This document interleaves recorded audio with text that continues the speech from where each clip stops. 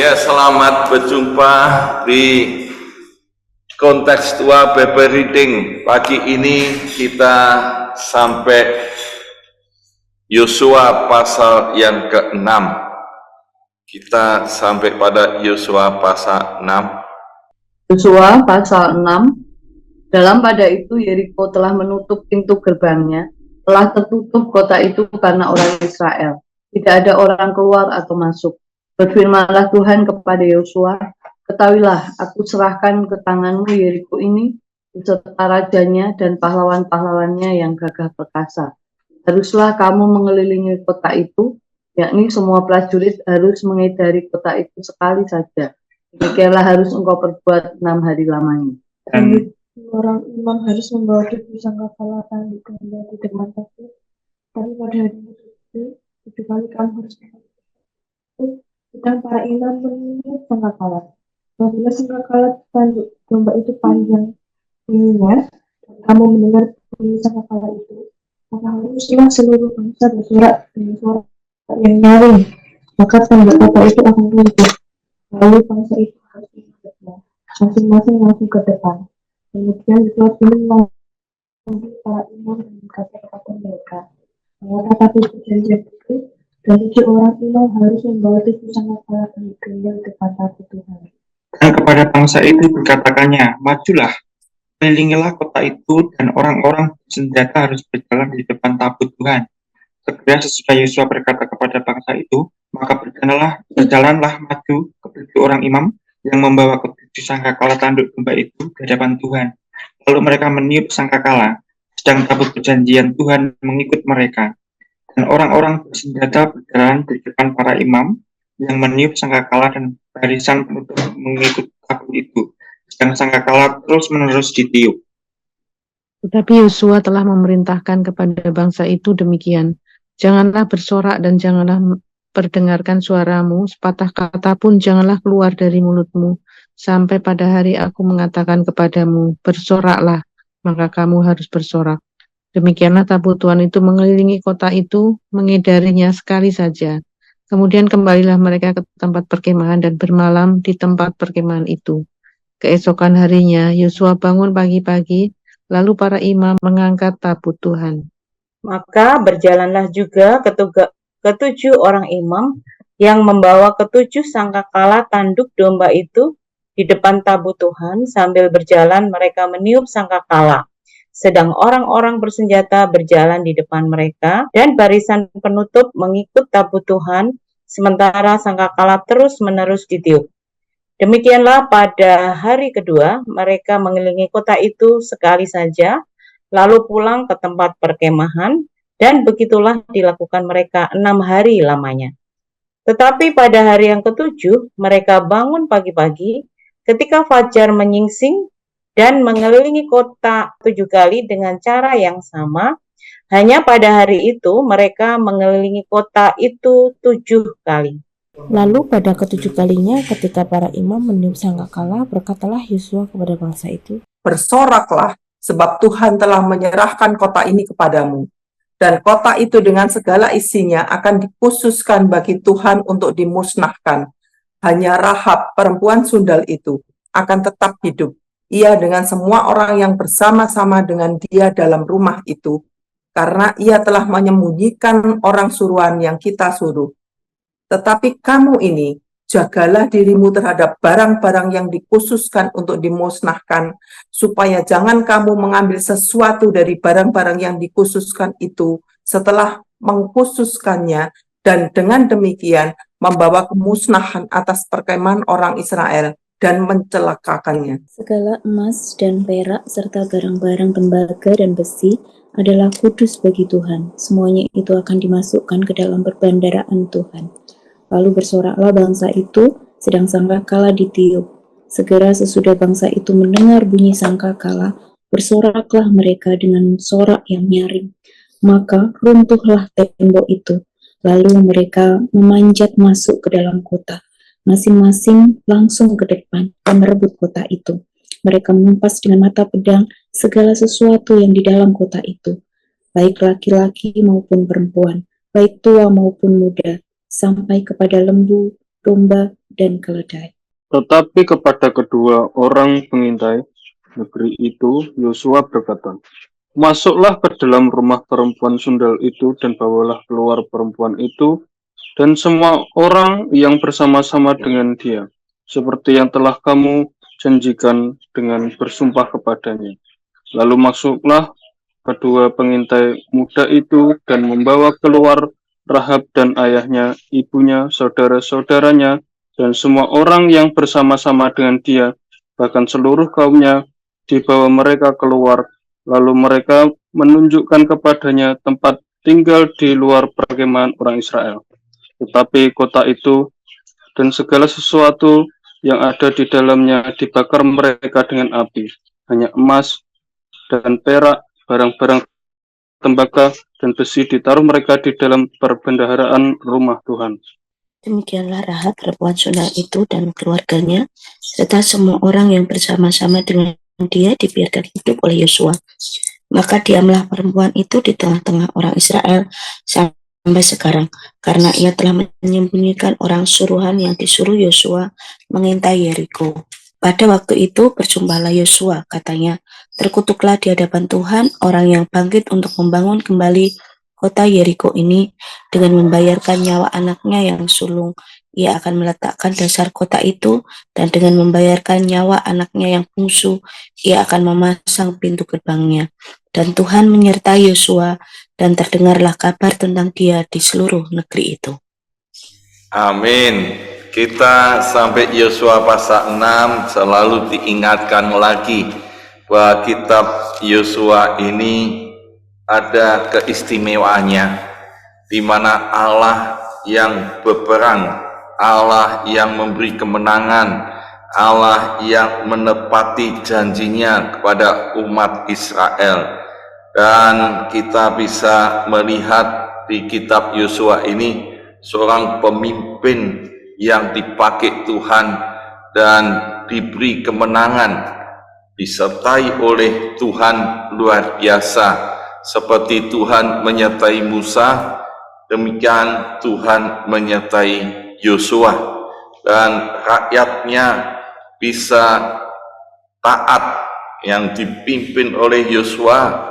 Diperlihatkan bahwa orang-orang Israel ada ketaatan, ya, perubahan bagi masa lalu yang dipimpin oleh Musa. Ya, bangsa ini menunjukkan ketaatan yang tampak jelas.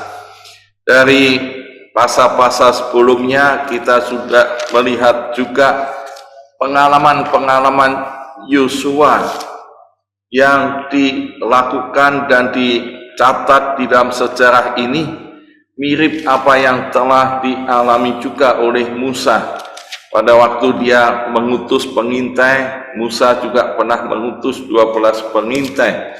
Waktu Yosua di pasal 3 menyeberangi sungai Yordan, Musa pun pernah membelah Laut Tiberol, ya, kering dan berjalan di situ. Ini pengalaman-pengalaman yang pernah dialami Yosua, sekarang bisa dilihat. Demikian juga ada batu-batu peringatan dan kemarin penyunatan generasi yang ada di padang gurun, dan Yosua pun melakukan itu, dan ada Paskah dan perjumpaan dengan panglima bala tentara Tuhan di pasal 5 kemarin ayat 13 sampai 15, dan menunjukkan juga Musa waktu dipanggil Allah, dia temu dengan Tuhan di semak yang terbakar, yang berapi. Kita melihat ini, ya, ada pengalaman-pengalaman yang dialami Yosua seperti dialami Musa, tapi lebih dari itu, yaitu Yosua punya pengalaman bagaimana Allah yang memberi kemenangan demi kemenangan. Jadi di ayat 1 sampai 17 lebih ini kita bisa melihat bahwa Yeriko jatuh.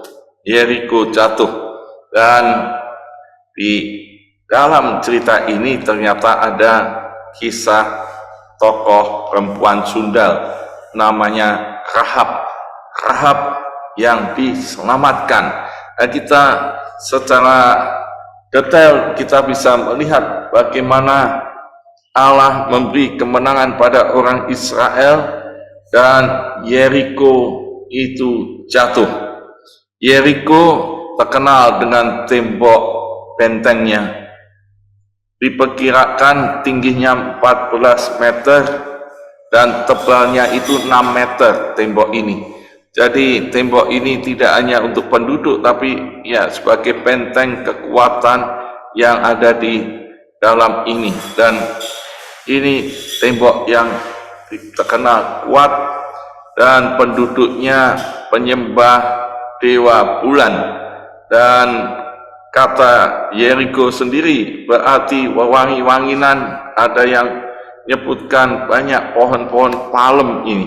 Jadi letaknya sekarang ini yang ditemukan sekitar di Lebanon, dan ini sangat menjadi simbol kekuatan pada waktu itu. Bagaimana Israel mengalahkan Yeriko? Di ayat 2 Tuhan berfirman pada Yosua, ketahuilah aku serahkan ke tanganmu Yeriko ini beserta rajanya dan pahlawan-pahlawannya yang gagah perkasa. Tuhan yang menyerahkan. Bagaimana caranya Tuhan menyerahkan? Dikatakan, ya kelilingilah kota itu 6 hari lamanya, dan 7 orang imam harus membawa 7 sangkala tanduk domba di depan tabut. Tetapi pada hari yang ke-7, 7 kali kamu harus mengelilingi kota itu. Sedang para imam meniup sangkakala. Dan kalau melihat apa yang diperintahkan Tuhan pada Yosua, ini cara Tuhan yang tidak sesuai dengan cara perang. Ya, harusnya ya diserang atau bagaimana, ternyata hanya mengelilingi tembok itu 7 kali, 6 kali mengelilingi 1 kali, dan yang ke-7 7 kali yang dilakukan Allah untuk orang Israel. Ya, ini, dan dengan demikian apa yang harus kita lihat di sini, keistimewaan Yosua dengan bangsa Israel kali ini adalah apa saja yang diperintahkan oleh Tuhan, sekalipun tidak ada dalam strategi perang yang tidak logis, dalam pemikiran, dalam peperangan, dan untuk menjatuhkan tembok Yeriko yang kuat, kokoh, besar ini, yaitu hanya taat. Dia taat. Di ayat 6, kemudian Yosua bin Nun memanggil para imam dan berkata pada mereka, angkatlah tabut perjanjian itu, dan 7 orang imam harus membawa ke-7 sangkakala tanduk domba di depan tabut itu, dan kepada bangsa itu dikatakannya, majulah, kelilinglah kota itu, dan orang-orang bersenjata harus berjalan di depan tabut Tuhan. Dan segera sesudah Yosua berkata bangsa itu, maka berjalanlah maju ke-7 orang imam dan membawa ke-7 sangkakala, dan seterusnya. Kita melihat bangsa ini menaati, dan 7 hari lamanya, dan berkeliling. Mungkin yang dihadapi olokan dari orang-orang Yeriko dan mengecek apa yang dilakukan Israel. Ini tidak ada sesuatu yang menggentarkan. Mestinya orang-orang Yeriko melihat Israel begitu luar biasa, dia bisa takut. Tapi kali ini cuma diam. Apa yang ada pada Israel? Diam, keliling-keliling, dan Yosua pun mengatakannya, semua diam. Sebelum ada komando, jangan berbicara. Semua diam. Hanya keliling. Dan kita bisa melihat sampai pada hari yang ke-7, dia keliling 7 kali. Ya, di ayat yang ke-15, Tetapi pada hari yang ketujuh mereka bangun pagi-pagi, ketika fajar menyingsing mengelilingi kota 7 kali dengan cara yang sama. Hanya pada hari itu mereka mengelilingi kota itu 7 kali. Dan pada ketujuh kalinya ketika para imam meniup sangkakala, Yosua berkata kepada bangsa ini, bersoraklah, sebab Tuhan telah menyerahkan kota kepadamu. Pada waktu 7 kali selesai, Tuhan punya cara ini, dan Yosua sebagai pemimpin dan bangsa ini menaati caranya Tuhan, dan pada waktu selesai dia taat. Maka Yosua katakan pada bangsa itu, bersoraklah, sebab Tuhan telah menyerahkan kota ini kepadamu. Yosua tahu timingnya, waktunya. Kalau dia sudah taat apa yang diperintahkan Tuhan, Yosua tahu timingnya. Saat inilah Tuhan menyerahkan kota ini, Tuhan memberi kemenangan. Dan apa yang terjadi? Ya memang mereka bersorak di ayat 20, bersorak ke bangsa itu, sedang sangkakala ditiup. Segera sesudah bangsa itu mendengar bunyi sangkakala, bersoraklah mereka dengan suara nyaring, maka runtuhlah tembok itu. Lalu mereka memanjat masuk ke dalam kota itu, merebut kota itu, merampas kota itu, dan mengalahkan penduduknya, dan semuanya dimusnahkan. Dan laki-laki, perempuan, tua, muda, semua dimusnahkan oleh bangsa ini. Yeriko jatuh.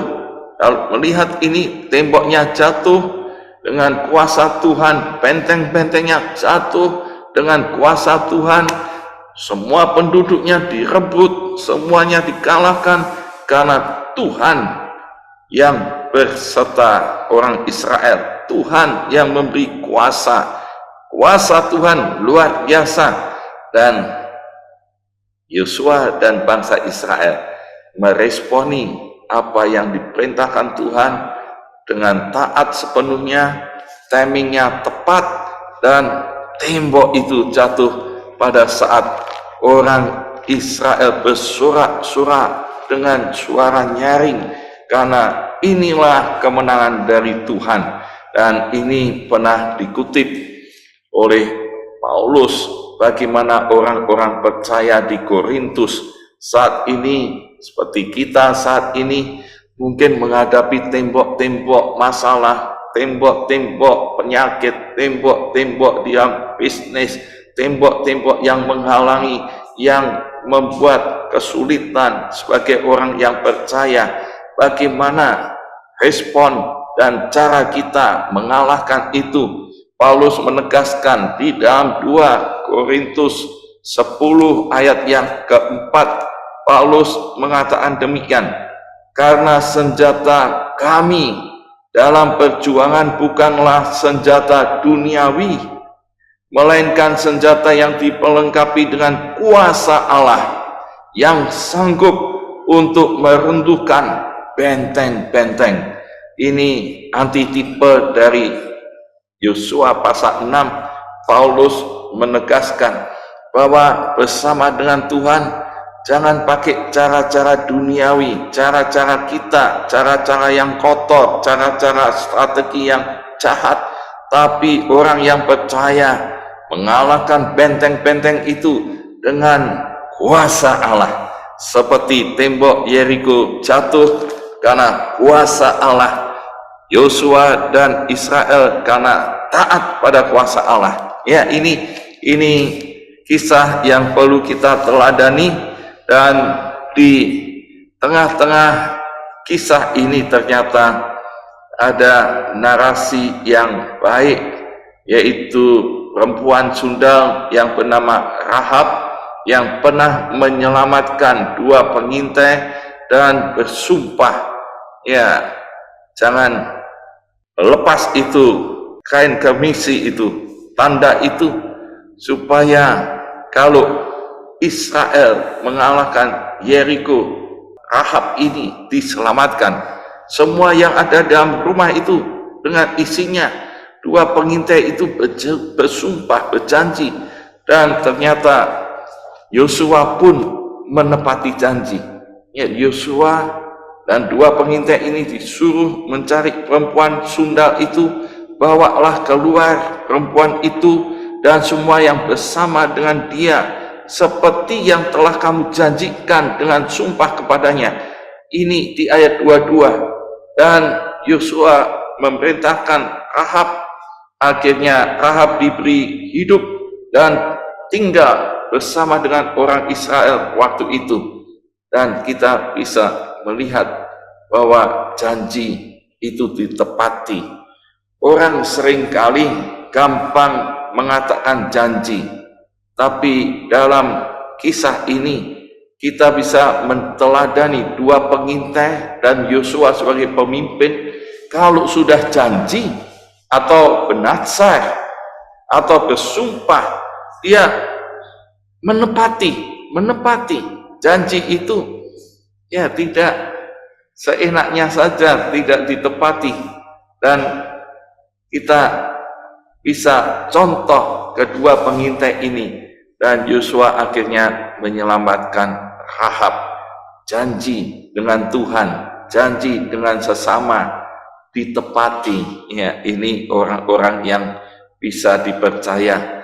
Dan dalam bisnis pun orang-orang yang diberkati Tuhan, orang-orang yang menepati janji. Ini Tuhan suka, Tuhan berkenan. Ya, kalau ada yang sudah janji melayani Tuhan, ya, ini kisah yang baik yang perlu kita teladani, kita lakukan saat ini. Jadi amanat teksnya ini, Tuhan menepati janjinya kepada Israel. Tuhan yang penuh kuasa, yang menyertai Israel, yang memberi kemenangan, dengan cara Tuhan, bukan cara duniawi. Dan menepati janji itu mendatangkan keselamatan. Menepati janji itu yang dikenan Tuhan. Aplikasinya, apakah saya saudara pegang selalu janji Tuhan, hidup menurut caranya Tuhan, meyakini selalu penyertaan Tuhan, kuasa Allah yang mengalahkan benteng-benteng itu. Kita tidak melakukan dengan cara-cara duniawi. Dan apakah saya dalam hidup ini juga menepati janji kepada Tuhan dan kepada orang lain. Dan itulah yang dikenan Tuhan. Tuhan Yesus memberkati. Amin. Mari kita saudara tetap berpegang kepada janji Tuhan. Apapun yang diizinkan Tuhan terjadi dalam hidup kita, kita mau hidup beriman sesuai dengan janji Tuhan. Ketika ku hadapi kehidupan ini, janjimu seperti fajar pagi hari.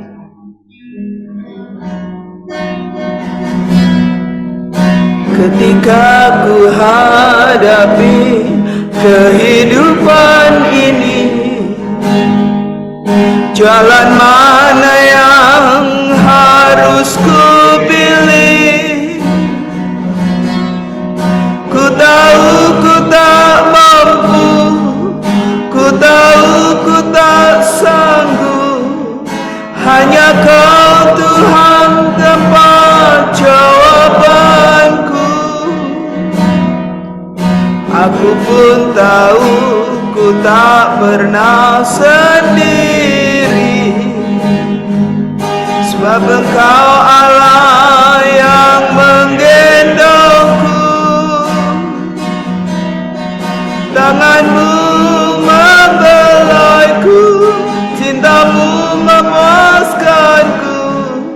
Kau mengangkatku ke tempat yang tinggi. Janjimu seperti fajar pagi hari, yang tiada pernah terlambat bersinar. Cintamu seperti sungai yang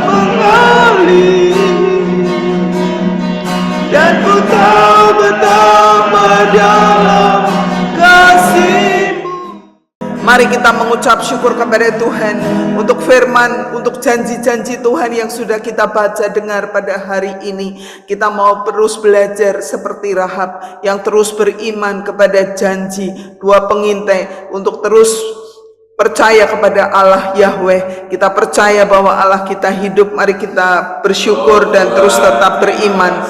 Bapa di surga, aku bersyukur kepadamu Tuhan, karena janji-janji Tuhan menghidupi kehidupan kami pribadi lepas pribadi. Tuhan, Kau tahu bahwa kami memerlukan iman percaya yang sungguh-sungguh kepadamu. Jikalau Tuhan kami menjadi tawar karena keadaan, situasi, persoalan, pergumulan yang terjadi bertubi-tubi, kami mau Tuhan bawa semua ini kepada Tuhan. Angkat segala kekhawatiran kami dan buatlah kami pagi hari ini beriman kepada janji Tuhan, bahwa orang benar hidup karena imannya. Kami percaya Tuhan, saat kami beriman ada kemenangan, saat kami beriman ada mujizat Tuhan, saat kami beriman ada solusi, dan saat kami beriman ada kesembuhan Tuhan. Kami percaya tidak ada yang mustahil bagi kami yang percaya kepadamu. Itulah janji Tuhan. Ampuni ya Tuhan segala hal yang tidak berkenan, supaya apa yang Tuhan akan berikan terjadi bagi kami pribadi lepas pribadi. Roh Kudus terus memberikan kekuatan, kemenangan setiap saat dalam hidup kami. Terima kasih Tuhan, terima kasih. Di dalam nama Yesus kami berdoa, kami mengucap syukur.